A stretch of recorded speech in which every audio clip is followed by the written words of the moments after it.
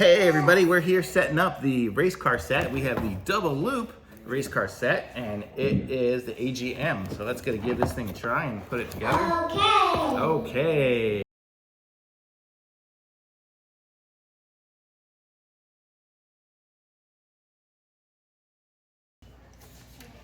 Just make sure the wire is out there. Okay. Whoa! Awesome.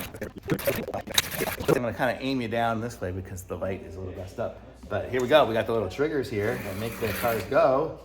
Oh, that just makes it go. This little button here is a super zoom, so that makes it just go flying off the track basically. And then it goes through here and it counts the laps as it goes. We can do it through batteries, power through batteries. We have it plugged in right now, and there's 2 of us, and it comes with 4 cool cars. So these are the cars, and they have the little brushes on the bottom and little magnets, I guess, to make it go.